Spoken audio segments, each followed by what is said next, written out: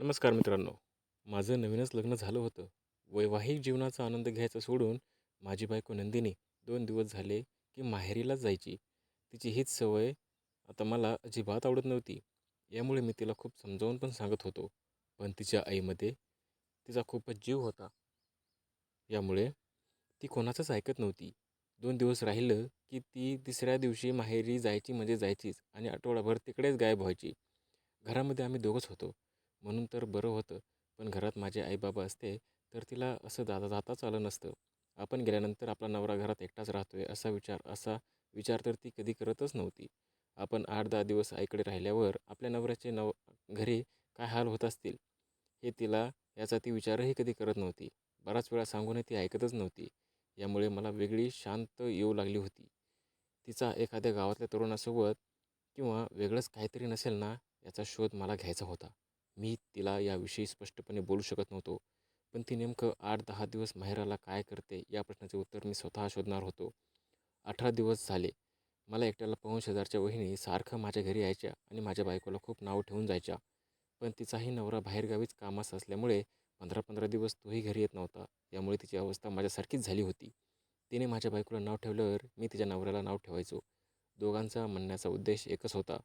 नवीन लग्नानंतर वैवाहिक जीवनाचा आनंद घेतलाच पाहिजे. शेजारची शेजारीण बहीण पुढे 8-10 दिवस माझी बायको माहेरून येईपर्यंत ती माझं खूपच पुढे करायची.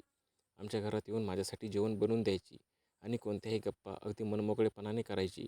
मी तिला खूप टाळण्याचा प्रयत्न करायचो, पण ती मला गोड बोलून तिच्या भोवती फिरवून ठेवायची. ती दिसायला तर माझ्या बायकोपेक्षाही खूपच सुंदर होती. तिचं नाव मेघा होतं आणि वय फक्त 22 वर्ष. या उलट मी 35 वर्षाचा झालो होतो.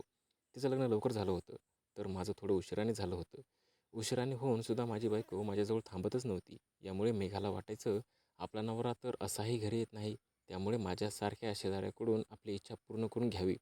तिच्या मनातलं मला तिच्या वागण्यावरून सारं काही कळत होतं. मी घरात एकटाच असायचो हे तिला माहीत असल्याने तिची राहण्याची पद्धत फार बदलली होती.